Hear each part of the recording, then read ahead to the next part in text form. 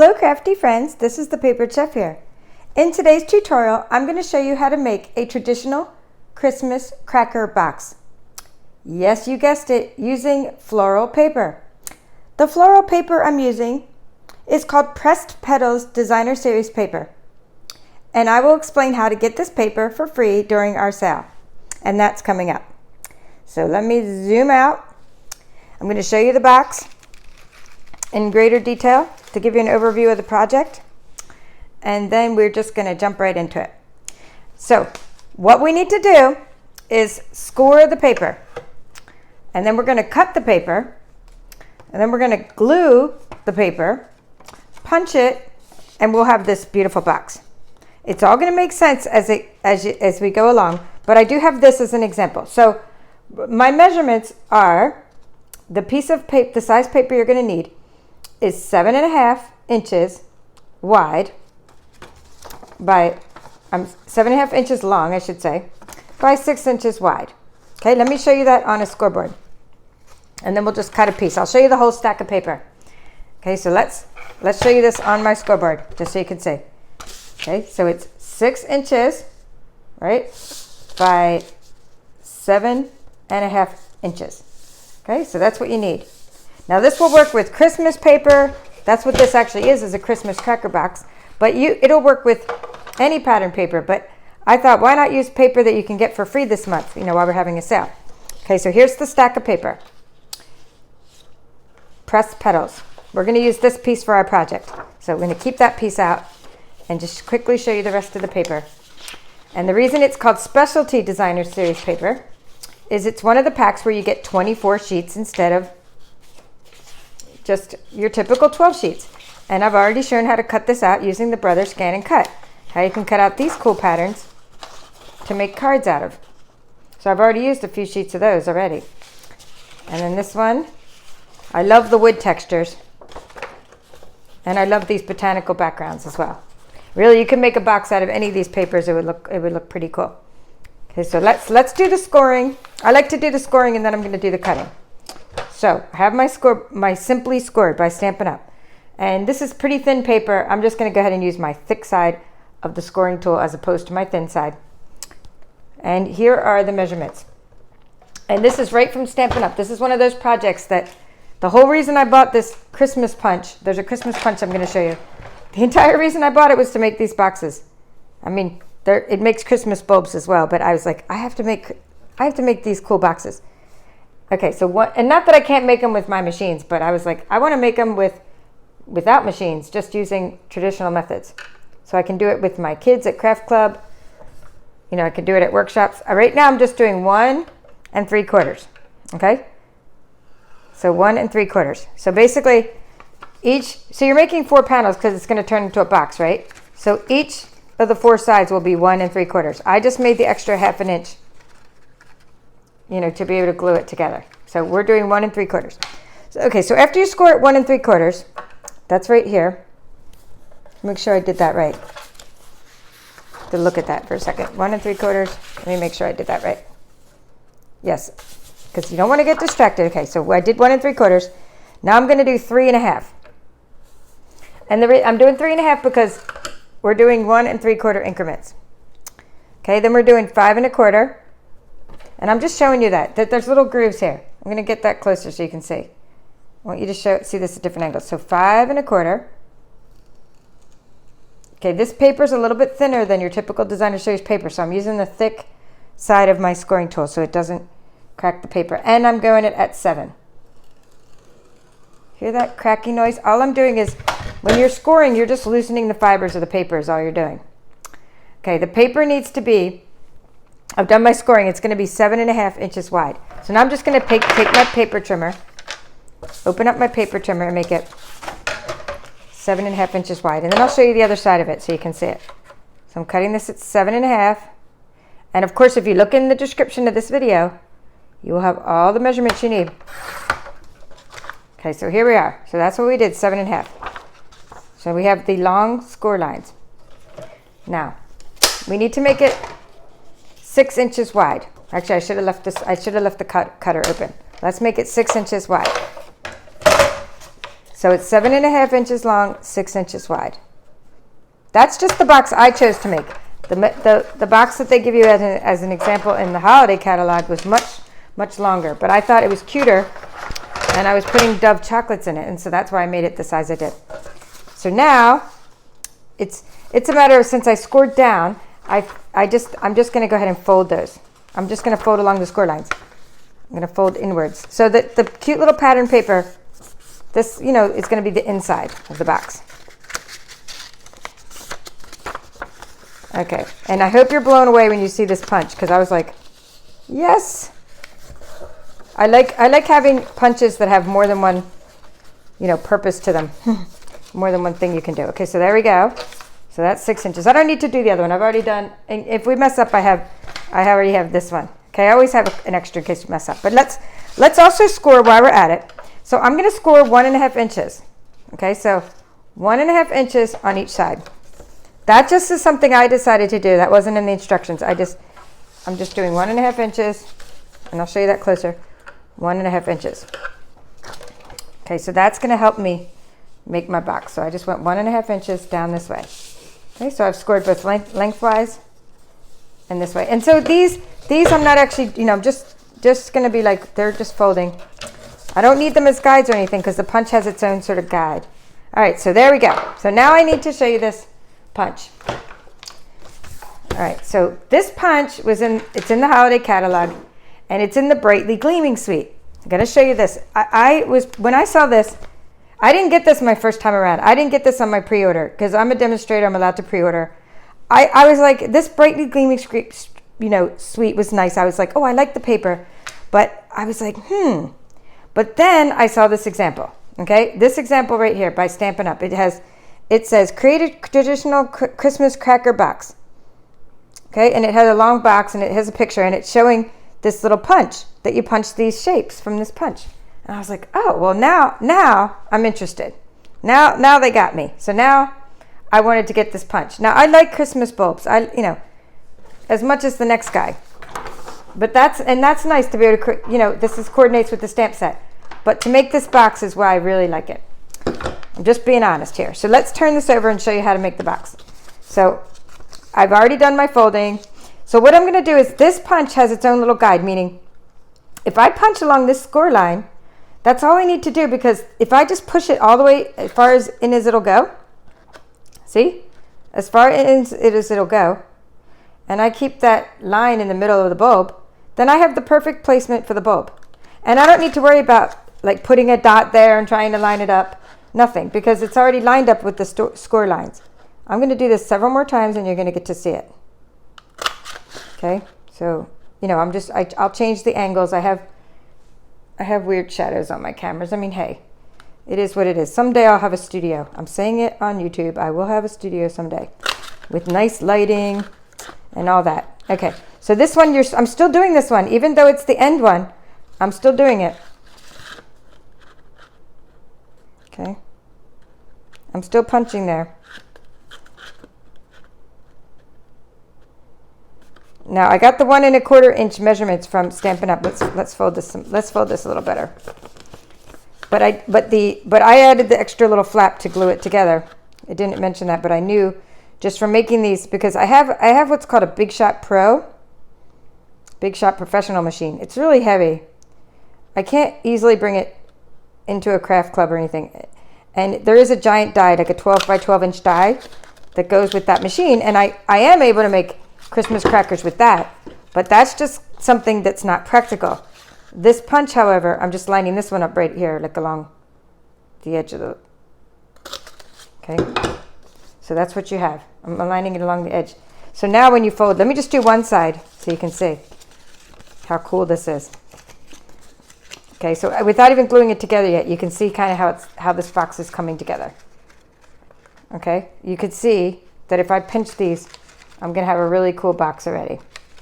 All right, so let's keep going. Let's do the other side. And that's why I thought whenever I have punches, something I can do with kids, something I can do at my Stampin' Up workshops, just something by the way, I did get the stamp set. I broke down, I got the stamp set. Because you know what, you save 10% when you get little bundles in our catalog. So that's always like a sale going on when a catalog first launches. And so I bought the stamp set. So maybe I'll do something. Maybe I'll show you something with the Brightly Gleaming Designer Series paper as well. Maybe I'll make this boxes with that paper too. But I haven't played with the Christmas projects from this suite yet. I'm only just playing with this new paper I got because I thought when I saw this really busy pattern, and this busy pattern, I thought this will make a great little box. Because I think it was a little too busy for a card background, in my opinion. And it's just my opinion. All right, so here we are. Now we have to take this little 1/2 inch flap and we have to add glue to it. So I just fold those down. And, whatever glue, whatever adhesive you have, I'm just going to put some things in my camera here so my light balance is a little better. Okay, so here we're just using some glue. I like using glue on boxes like this because if that way they'll fit together exactly, I can wiggle the glue around. If I use rolling adhesive on such thin paper, this like I said, this is a little bit thinner than Designer Series paper, but you do get like double the amount of paper, 24 sheets. So see how it's flat? I'm just going to rub the glue around like that, okay? And then it's flat. So now I should have put down one of my handy dandy. I'm going to put down my stamp pad here so I don't get glue on my table. And now when I fold this over in half, right, I can just push down and it'll glue exactly in the right spot. Okay, so there we go. So now we have our cracker box without doing a lot of extra work. All right. Combo glue is kind of hard to get off your hands, not like tacky glue. I can rub it off easy. This stuff is really strong glue. So there we go. So don't let it dry where it gets in a weird position. So make sure you wiggle it while it's still wet. Wiggle it if you need to change the position at all and make everything look good. So now I'm liking it.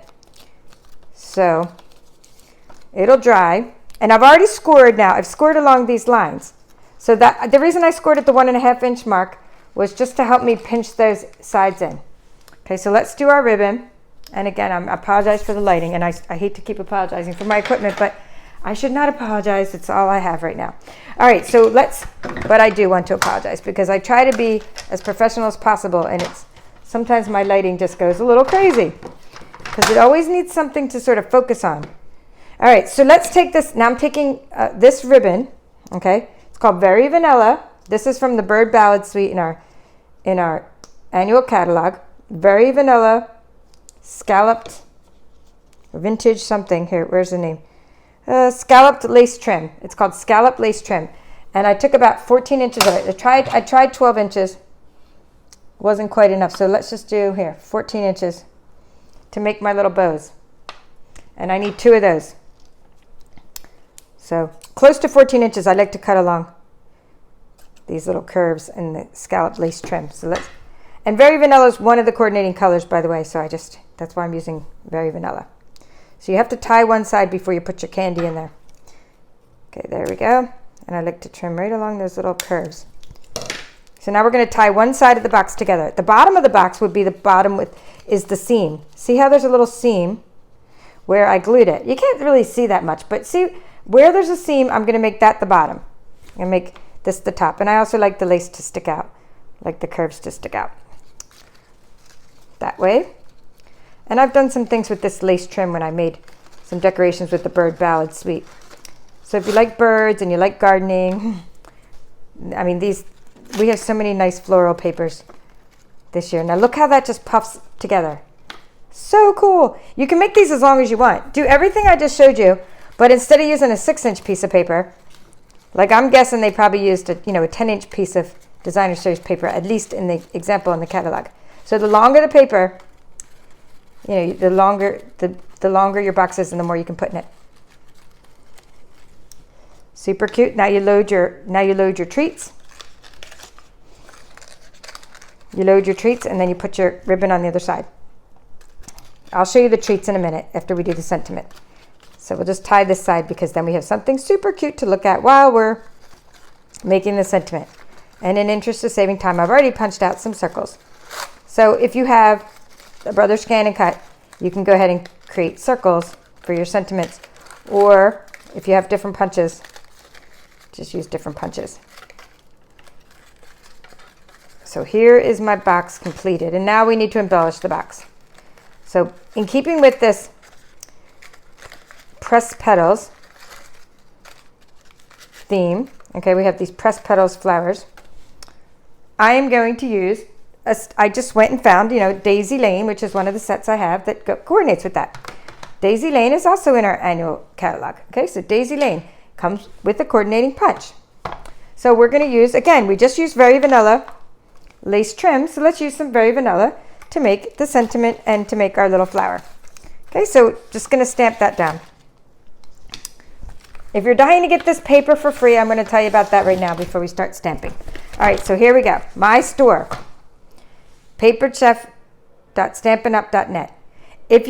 We have 11 packs of designer series paper for sale. Okay, 11 packs. You can mix and match. You buy 3, get 1 free. Most of our packs of paper are $11.50. But if you get the specialty pack, it's $14.50. But you will get it for free when you buy 3. So put the other 3 packs of paper into your cart first, into your shopping bag first. And then when you put this in as number 4th, your Pressed Petals, it will say 0. It will say free. So that's how you get the paper for free. So now what we're going to do is we're going to, just to continue this project, I showed you the stamp set. I'm taking a stamping block and I'm going to put the word smile on it. Okay? Smile. These are good rubber stamps. Okay, really nice quality rubber stamps. They're called cling stamps. The sticker clings onto this. I'm using Rococo Rose, which is not just one of our in colors by Stampin' Up. It's also a coordinating color with this suite. I'm going to open up the stamp pad and I'm just going to go tap, tap, tap. Oh, actually, instead of Very Vanilla, I've already punched out my circles. So I'm just going to go ahead and stamp it right onto one of my circles. My circles, by the way, you can punch them out with your punch or with your scan and cut. They are 1.5 inches. And I've already punched them out just to save time. And in case I make a mistake, I always have extra ones. But there you go. So smile, it looks fine. And then you're going to take one that's 1/4 inch wider. So whenever you do your layering, always make your layers 1/4 inch wider. So we have the sentiment at 1.5 inches. And then we have that going on to the background that is 1 3/4 inches. And just because the ink is still drying, I don't want to rub it too hard. I've decided to use the little green musical sentiments. I think that looks better than using the same color of Rococo Rose. But now, let's do the daisy. This is so cool. Love daisies. Okay, so we have a bigger daisy punch too, and a bigger daisy stamp set from last year. But it was so popular, they made a smaller daisy punch to coordinate, and they made a smaller daisy punch and a smaller daisy on the stamp set. So this stamp set Daisy Lane has this daisy that goes along with last year's daisy punch, and it has a new little daisy. So that's pretty cool. So I'm going to what I'm doing now is I'm just using Crumb Cake. Okay, Crumb Cake. Just really lightly. I'm putting Crumb Cake on the Very Vanilla. Oh, I need to do that again. It looks like I need some re-inker. Note to self, get some ink for my Crumb Cake. Or actually just get a new Crumb Cake stamp pad. That's a pretty old stamp pad. See, it's not too dark. I'm just doing the Crumb Cake, a couple of those. And we're going to punch those out. Let's do another one. Okay, so we're just punching a couple daisies. I'm going to close the Crumb Cake now. And here's the color I'm talking about that I'm using for this daisy. We'll ink it up in a second. So let's get the daisy punch. So when you want to open up a punch, and I still have glue on my hands, by the way, from that Tombow glue. When you want to open up a punch, you flip it over and you loosen that little lever and the punch opens. Okay, now you're going to line it up to the daisy. Okay, so just tilt the daisy punch. There we go. It's always good to do this right, looking straight down on it. Okay, so there's one. And let's do the other one. You need 2 for layering. Some people use 3 or 4 for layering. But I just use 2. And I think it looks good. Okay, so we have our 2 daisies. Now I want to make those Rococo Rose. So what I'm going to do, and I'm going to make them like this, just like this flower I did here. So what I do now is I take my Rococo Rose ink, the one it's already open, see? I should have put the sticker on it. So it's already open. Now what I do is I could just put my sponge right down on it, okay? However, I don't want to put the sponge right down on it because that's a lot of ink. So what I do is I take just an extra stamping block and I just make sure that I don't have too much ink on it, okay? So now I could take my sponge and I could sort of rub it on my stamping block. But if I just start putting my stamping block right onto my ink, I'll end up with a little bit too much ink on my sponge, okay? So what I want to do now is I'm just using a little sponge to sort of sponge color my daisies. And I just want them to be Rococo Rose, but not too dark. If I wanted them really dark, I would have stamped them like that in the first place, but I don't. I just want them to be like a little bit like that. See how I did mine? It's sort of like that. So we just do it again. No two projects are ever exactly alike. So I'm just sponge coloring my daisy.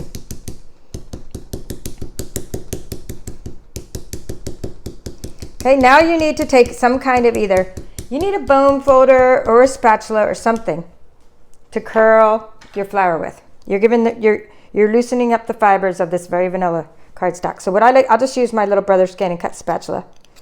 I just like it because it's a dainty little spatula, and it's good for curling my daisy, curling my petals, I should say. Okay, so there's one, and it's a little curled. I'll flatten it a little more in a minute, and I'm just turning it upside down, and I'm loosening the fibers and I'm curling it up, and then I'm going to just layer this up. Okay, so I would just use again Tombow tacky glue, some glue. And the reason again I use glue instead of dimensionals, this is my personal opinion, is that when you use glue, you can it's forgiving. So if you use glue, I start them out on top of each other, and then I sort of turn them, see, to where I want them, like that. Okay, so now I have a perfect little daisy, okay? And glue helped me get there. Because if I would have stuck it down with rolling adhesive and it wasn't right, then I tried to move it, and boom, I would end up with this crazy looking flower. All right, another product that I'm using this is part of our annual catalog as well. These are called Perennial Essence Floral Centers. So whenever I don't put these on cards because they're a little bit like fat for the cards, I think, and it's hard to get the card through the mail, but they make the flowers look so cool. Okay, so Floral Centers. I like it when I'm doing 3D projects like this little box, okay? And of course you can use your little pointy thing to get it off, but it's just a sticker. These are self-stick, so stick it right on there. Oh, the little bees would love this flower. They saw that. It would look real even to a bee. Just kidding. All right, so now we have our project and we have our sentiment. So again, the top was the part where I put the little bows, and so we'll put the smile. We'll put it all together like that. Okay, and let me just show you what's inside mine. Okay. And we're done. That's as simple as that. That's how you make the project. Here we go. Just open it up and you put these on a table at a party, baby shower, wedding shower, a bridal shower, I should say. Bridal shower, or anytime. Put them on a table, and you can make these with Christmas paper. And look how many candies you can fit inside that little cute cracker box. So if you have any questions about this, let me know, and please check out the description of this tutorial so you can learn how to create this box and all the measurements I used. Thank you for watching. This is The Papered Chef.